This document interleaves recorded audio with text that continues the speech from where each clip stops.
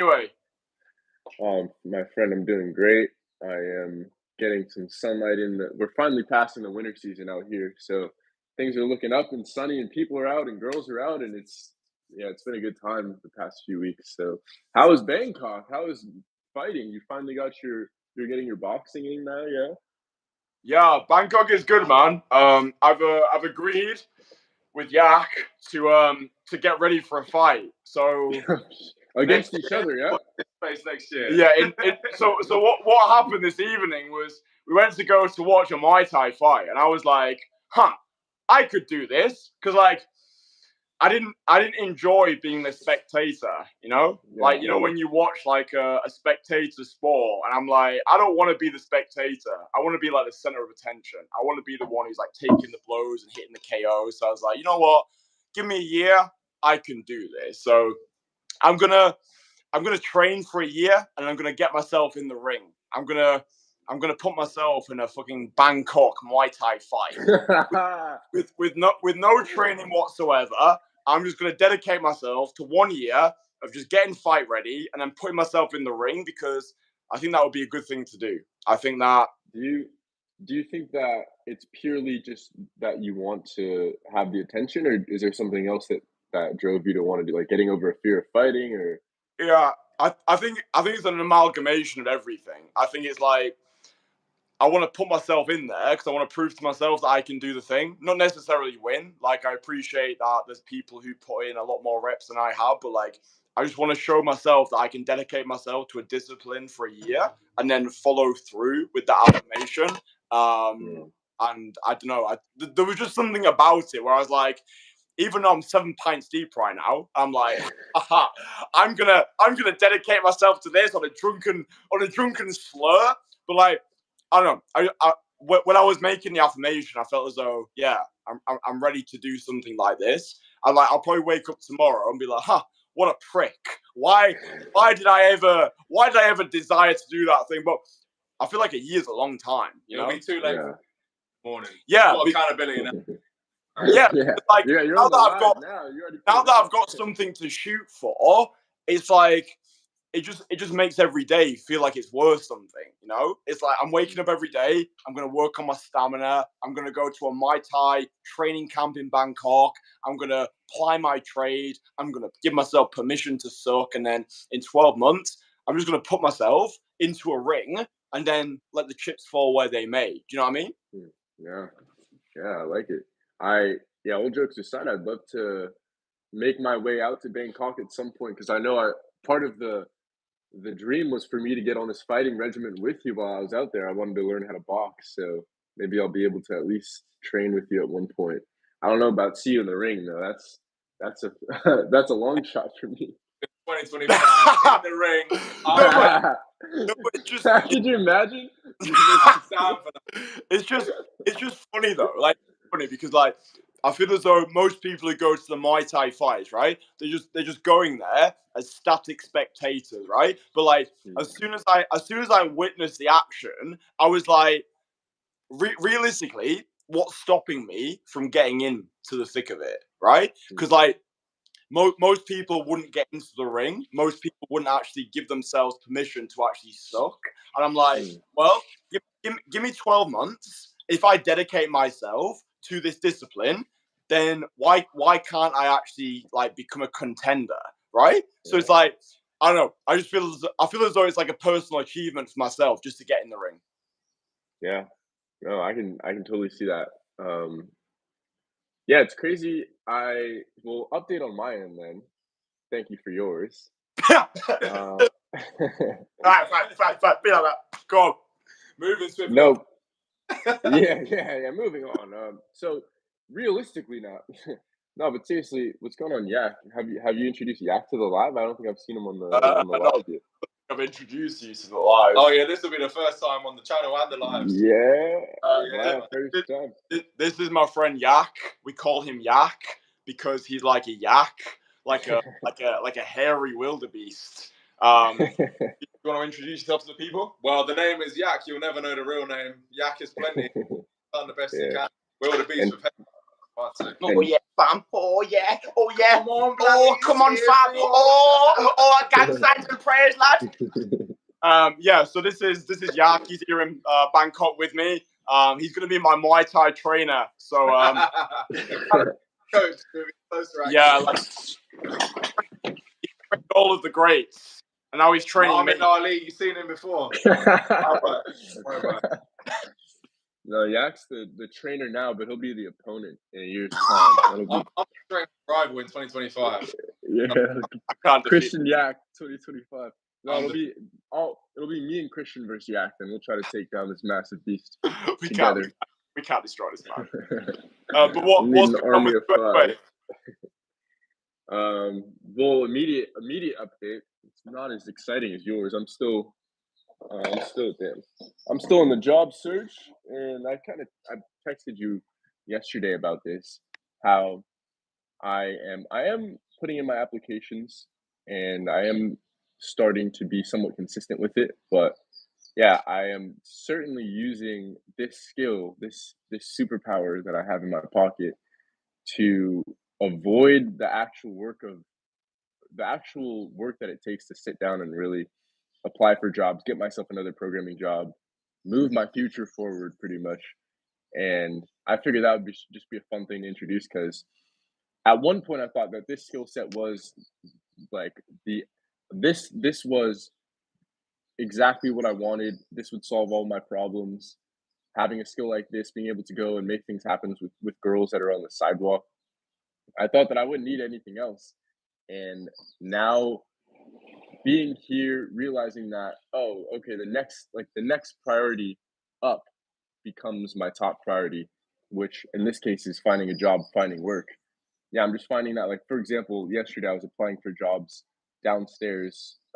There's like this seating area, and I was getting some sunlight, and I couldn't keep focused because every time a cute girl would walk past, immediately my mind would jump to, oh shit, I can go and approach her. I can stop applying for jobs right now. I could walk over and I can approach.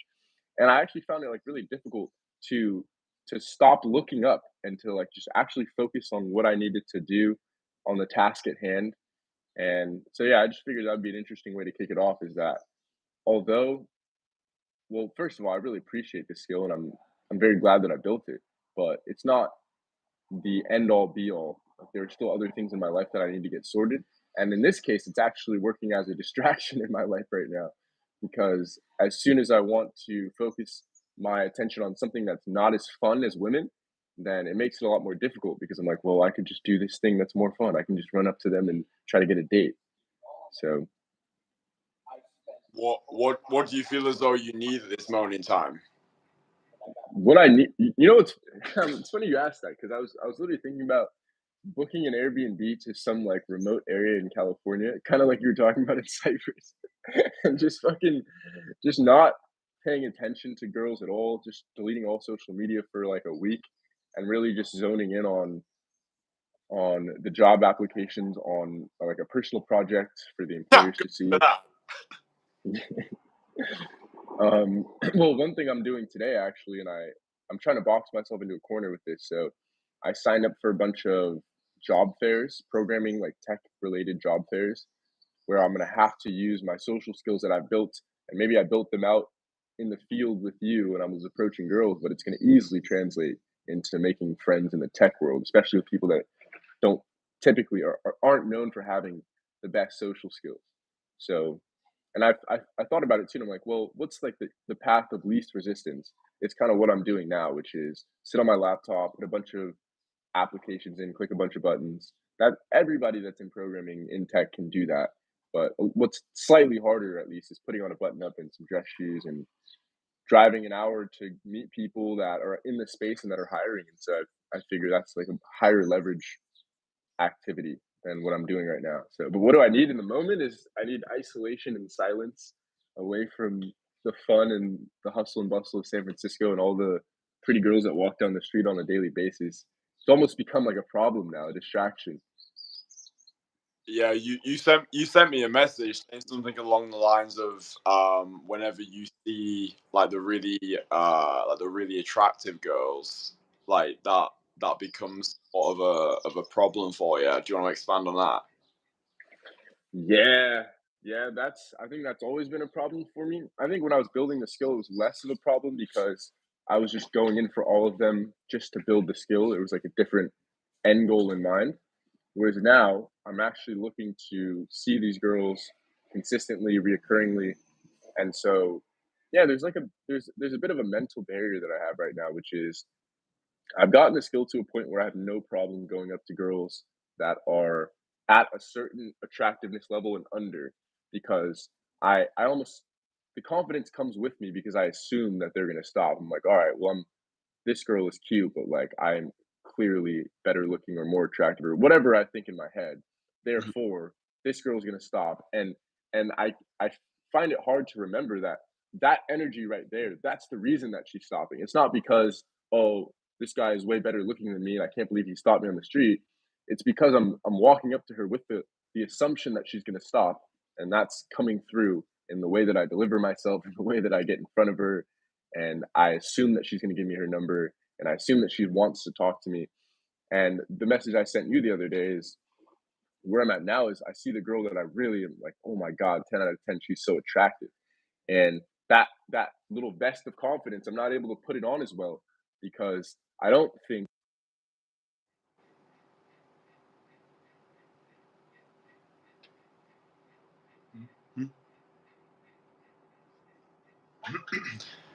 Oh, It's YouTube Live, eh? Yeah. Your volume's gone. We can't hear you, Oh, pal. oh, oh! I think I just hit the mute button. It wasn't YouTube, it's everything. Oh, you're back now. You're back now. Yeah, yeah. You don't say. No, that's me being a boomer. Yeah. Yeah. Well, all I was saying is that there seems to be like a psychological block that I have, which is I still don't feel as though I'm worthy that for enough for this girl to stop and talk to me and give me the time of day. And but also I kind of proved myself wrong yesterday. I did my own live about this, which is now that we've been on the Steam for a while and I've been going back and forth with you on over text about it. Same thing happened where I was walking into my apartment yesterday and through the reflection, I see this girl that's passing me on the sidewalk, and I double back, and this is another 10 out of 10. Oh my God, she's so gorgeous. But the first thing I do before I go and approach her is I think, oh, I'm already in my apartment. Oh, I'm already I'm near the elevator. She's probably passed. She's already around the corner. And I noticed that when the girl is like over a certain attractiveness level, I feed myself way more excuses. It's way more convenient for me to not go in because I'm scared of it. But instead of admitting that to myself, I will just I will provide all of these excuses. But yesterday, thankfully, I was able to break out of that bullshit and I ran over. And same thing, I just recruited the same level of confidence that I do for all of my other approaches, and the exact same response. She stopped. She was taken aback. And one thing I found was even like she, as gorgeous as she was stuttering over her words, fumbling over her words. And it was funny because like in real time, I was reminded that she, just like everybody else, is a human. And this is a bold act to a girl, whether she's attractive or she's less attractive. And so, yeah, that kind of solidified in my mind. All right, there doesn't need to be this huge difference between the girls that I really want to go after and the girls that I've proven to myself that I can get. They're the same species.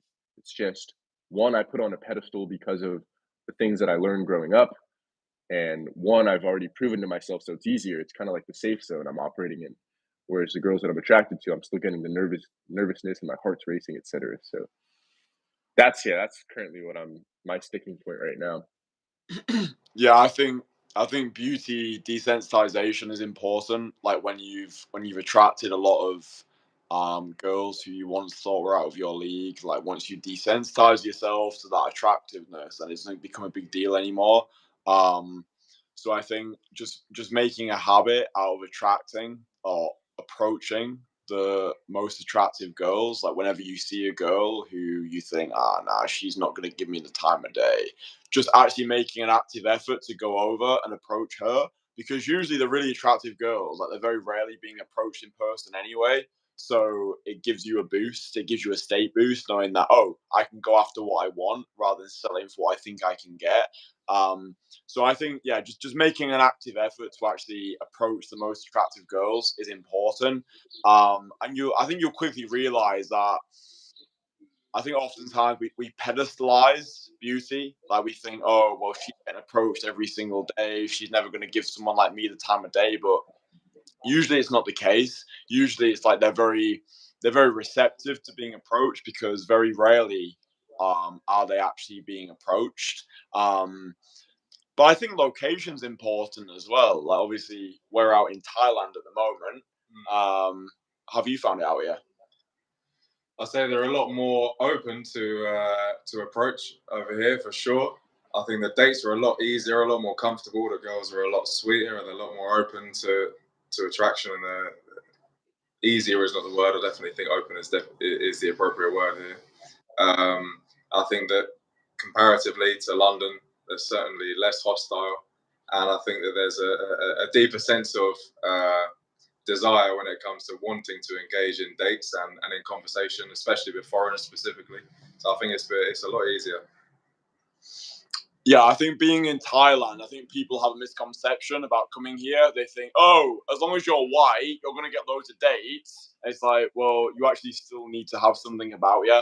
You know, it's like, just because you're white and just because you've got like a little bit of money doesn't mean that girls are going to fucking flock to your feet. It's like, you actually still need to have something about you. Still need a level of attraction that would be desired in the West. Right. Yeah, guys, I think but it's usually though, it's guys who've never fucking left Grimsby. It's like guys who think, oh, I'll just go to fucking Thailand and girls are gonna want me. It's like, dude, if you're a loser in Grimsby, you're still gonna be a fucking loser in Bangkok. So it's like, I don't know. I think people think, oh, I'm gonna go to Thailand, it's gonna be so easy.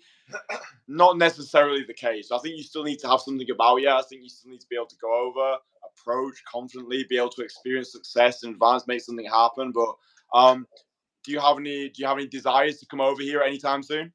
Oh, dude, I would love to, honestly. I mean, the plan was to be over there if I still had my programming job, but we've already talked about trying to offboard from this employment life that I'm living still to somewhat of a more self-sustainable lifestyle. So, yeah, absolutely. If I could secure a job, then I'll probably be over there sooner rather than later. But I do.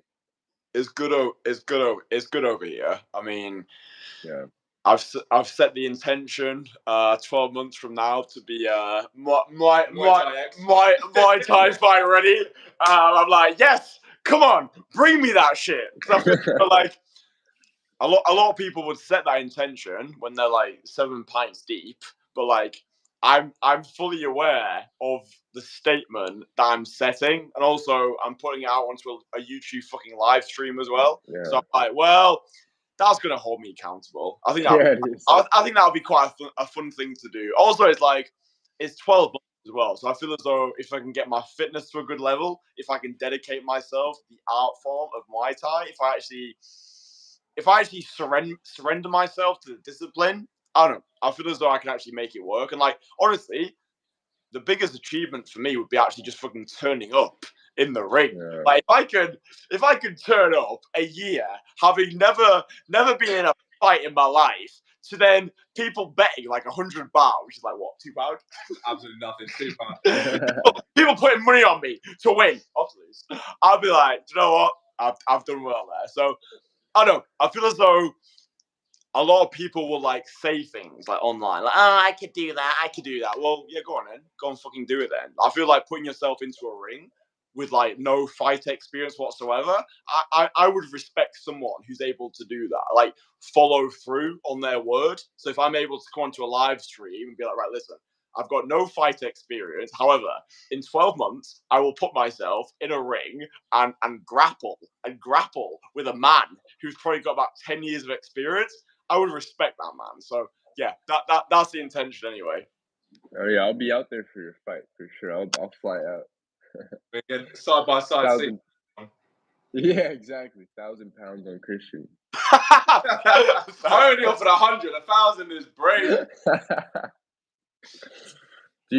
have you found that anything you've learned so far in your fighting has any of the lessons translated at all into this world? This guy thinks I'm trained already. I haven't done anything. I've done nothing.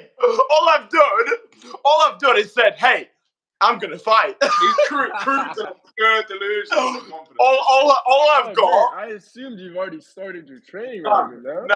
Oh, not a thing. However, today, I will find myself a trainer.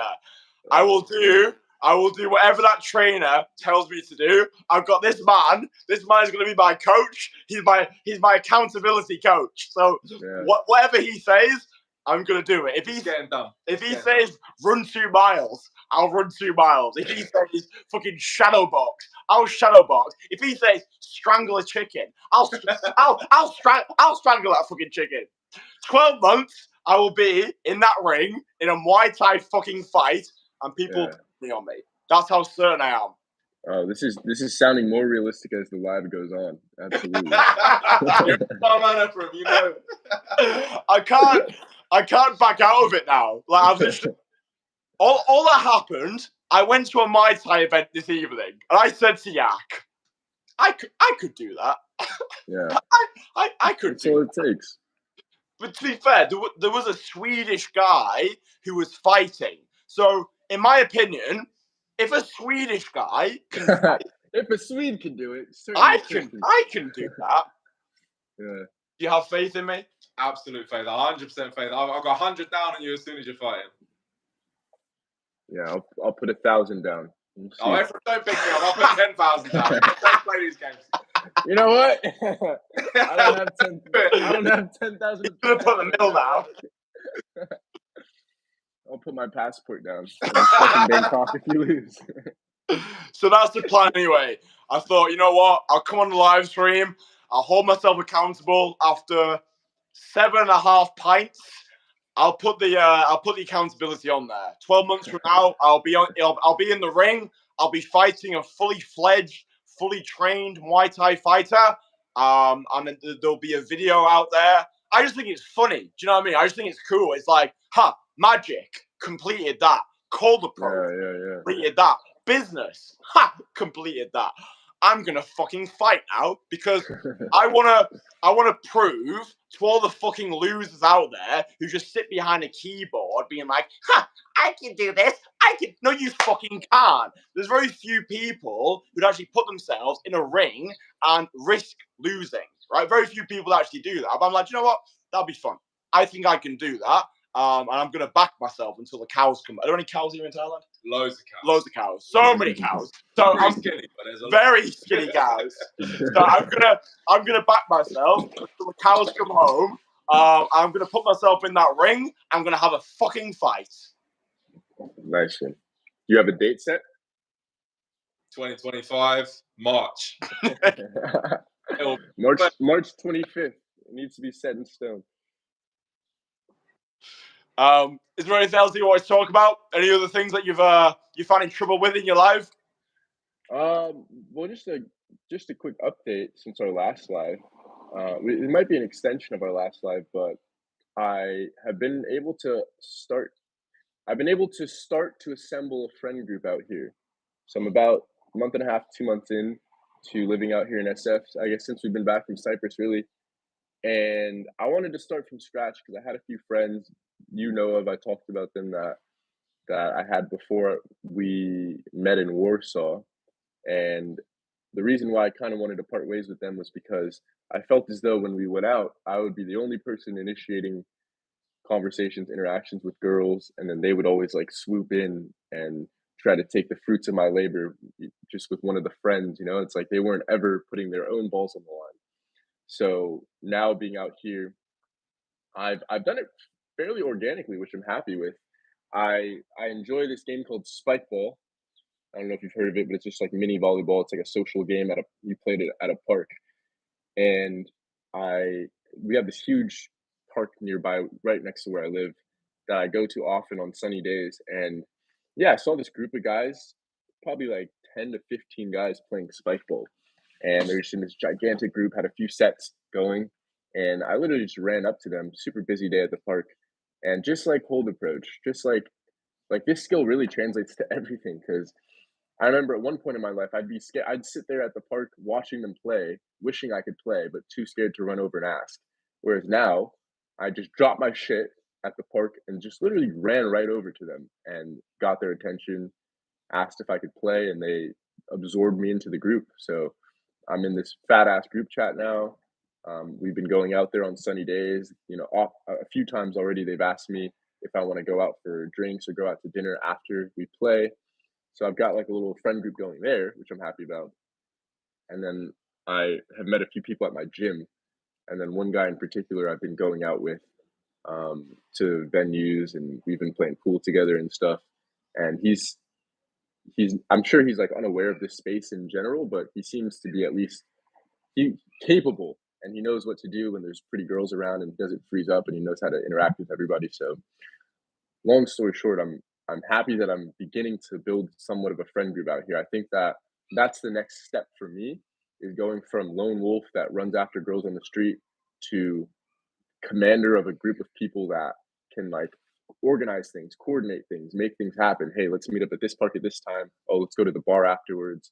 And like really organically grow a social network, or I guess a social friend group, so that I don't have to necessarily rely on this magic trick that I have in my pocket all the time.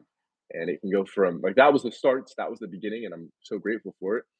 But now I can try to naturalize it a bit more, make it a bit more organic, to where now we'll be out at venues or we'll be at the park, and I'll be able to attract people in general, but specifically girls that way. So yeah, that would be the last update for me since our last live.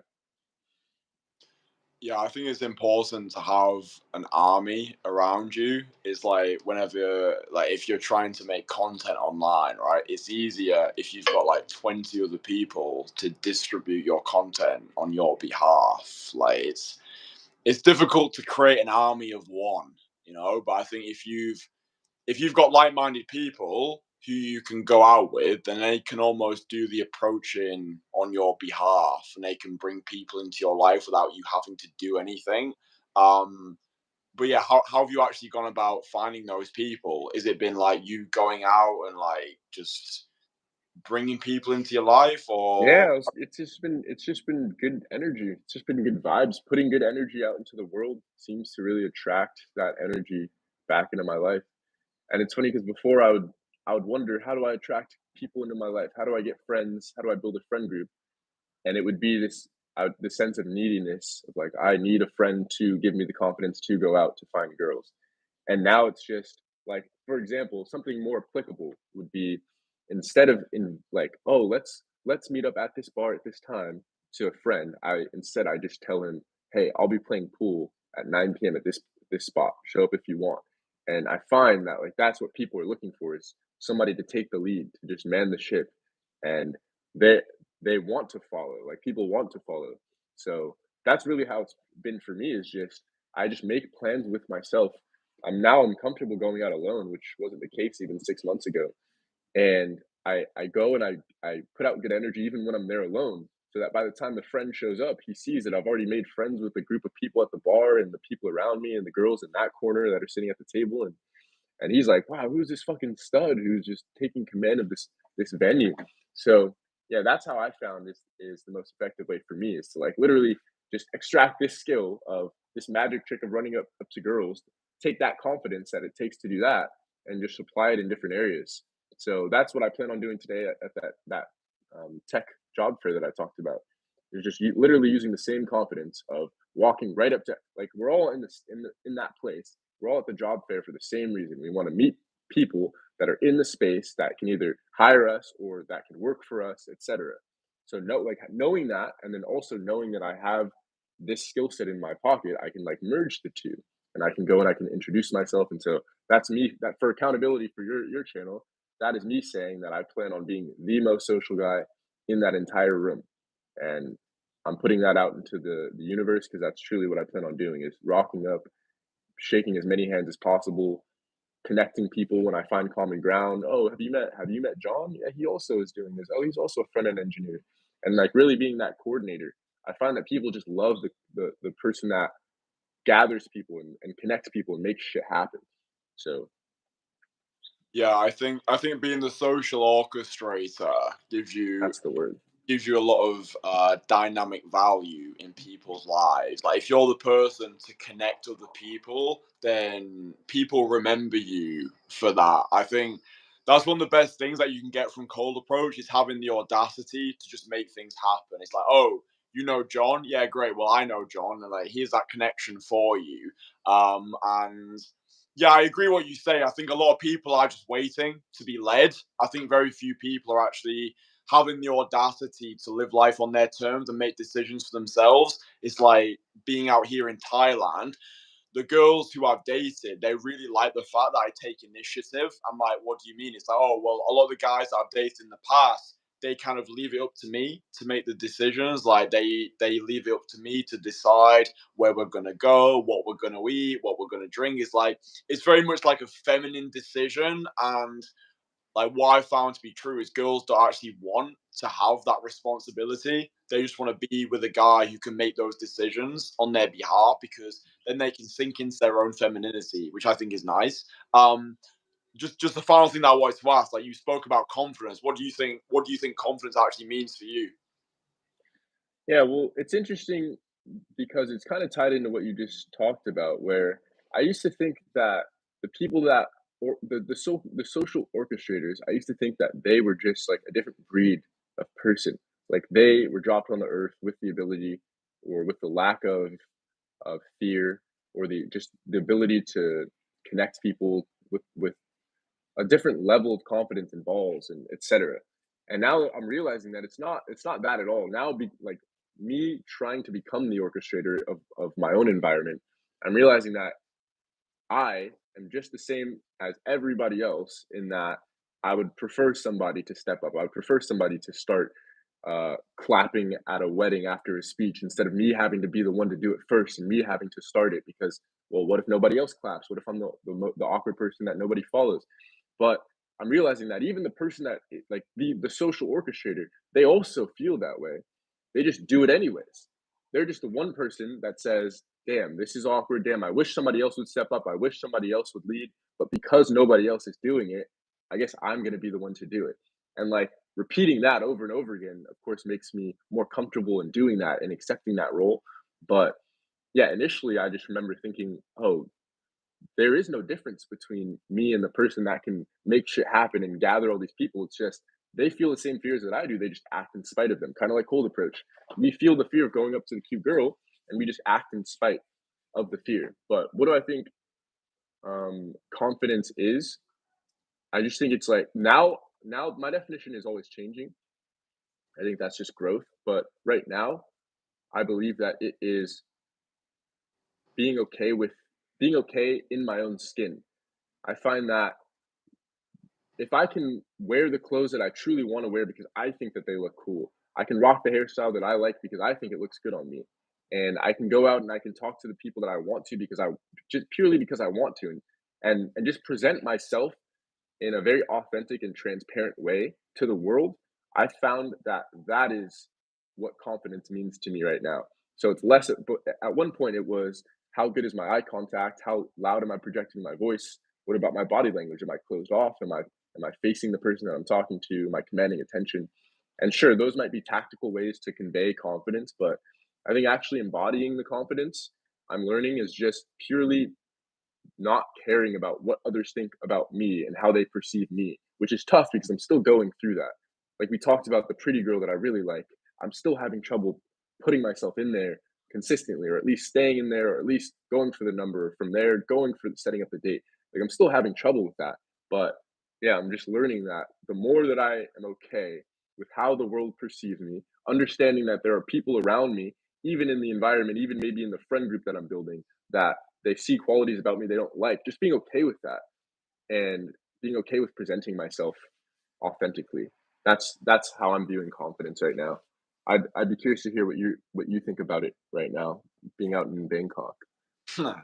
Yeah, I mean, I think I've always, well, always is probably the wrong word, but my definition of confidence is optimism in the absence of certainty. Yeah, so confidence is optimism in the absence of certainty. So I think a lot of people will say be confident, but they don't actually know what confidence means. So Socrates said that the beginning of wisdom is a definition of terms. So I think before we actually start to use terminology, we need to define what that terminology actually means. So yeah, for me, confidence, it's optimism in the absence of certainty. So I've put myself forward today to go into a Muay Thai fight. I have no certainty attached to that whatsoever. However, I do have optimism in my own capabilities. Yeah, I know the person that I am. I know the intentions that I set. I know the dedication that I have. So I know that if I dedicate myself to something, then I will be as good as I can be at that discipline. That doesn't mean that I have complete certainty in that, but I do have optimism in the absence of that. So I think all confidence is just having faith in yourself, like having delusional optimism and a rational faith in your own capabilities. Like before I started the YouTube channel, I didn't have any certainty. Before I started Cold Approach, I had no certainty. Before I started Magic, I had no certainty. But I had optimism there. I knew that, okay, on a rational level, if I apply myself to this wholeheartedly, if I go all in with this one discipline, then I can probably be very fucking good at it. So like I just apply that to anything, even something that I've got no experience in whatsoever. Like I was watching the Muay Thai fighters tonight, probably fighters who've had like a decade of experience. I'm sat there like, yeah, I can take them. I could do that. Why not? It's like I don't know what I don't know. So like rather than bombarding myself with bullshit, like, oh well, I've not trained like these people have, I'm like, well, listen, I can apply myself, I can go all in with this. And like even if my best is not good enough, that's okay, because I know that I gave my best to that discipline. So it's like I feel as though the reason that people don't start anything is because they're scared of failing. But like for me, it's like if I give myself full permission to lose, and I give myself permission to just make an absolute tit of myself, and I realize that in 100 years, none of this is going to matter anyway. Any person who says, "Ha, you're a prick," "Ha, you lost," "Ha, you think you're like," all of that nonsense. Like, well, in 100 years, none of this is going to matter. But I feel as though whenever I apply myself to something, it's like I make a pact with God. I'm like, listen, bro, I feel as though I'm going to commit myself wholeheartedly to this thing. And if it's not meant to be, it's not meant to be. And I'm okay with that. It's like win or lose, I've still got my own commitment to myself. So I don't know. I feel as though that's all confidence is. It's optimism in the absence of certainty. You don't know if that girl's going to like you. You don't know if that business is going to work. You don't know if you put yourself into a Muay Thai ring, it's going to be an absolute shit show. But like, I think the pleasure is in the pursuits, like just showing up, just seeing what happens, and then oh well, 100 years, it's not really going to matter anyway. So I don't know. I feel like that's always been my way of living life. It's like just like a freedom from bullshit mentality. It's like, well, it's either going to go well or I've got a funny story. So like, I imagine myself like 30 years from now, sat in Cuba with this guy here, just sipping Mai Tais on the beach, being like, do you remember when I signed up for that Mai Tai fight in 2025? What a time to be alive that was. And it's just fucking funny, isn't it? So it's like, I don't know, I think people take life too seriously. I think we should treat life as serious, but we should also treat it as like one big fucking joke at the same time. It's like, bro, the world's our fucking playground. In 100 years, none of this is going to matter. So don't die with the music still inside of you. Oh, you want to do a Muay Thai fight? Great, fucking do that. So I don't know. I just find the whole escapade of life quite funny. You know? Absolutely. Yeah, I say we end on that. That was beautiful there. I think that was poetic. Do you think that was poetic? I think that lands perfectly for the message you want to get. I think that was like so poetic. It's a slam dunk. That was like Kobe Bryant level. Yeah? Do you reckon we take over the NBA as well? We're in. You at the helm, we're in. I'm a coach, I'm on. So forget about Tom Brady, forget about Kobe Bryant, forget about LeBron James. We're going to take over every sport. Fuck McGregor, fuck Cristiano Ronaldo. We're coming for the big leagues. Everyone needs to be careful. I've got my manager with me. Fuck Barry McGuigan. We're going to win. Fuck Ben Rum. I'm going to dominate the Grand National as well. But yeah, if anybody wants to come to my Muay Thai fight in Bangkok, I'll be here next year. March 2025. March 2025. Book your tickets now. This guy's my manager. He's trained all of the big fighters. Where we getting this card? Muhammad Ali, Genghis Khan. Train them all the best. Tyson Fury. Come through me for the ticket. Right, bye. Commission's nothing. Anthony Joshua. Don't know who he is. Never heard of him, mate. Anyway, Ephraim, we're gonna let you go before this gets really heavy.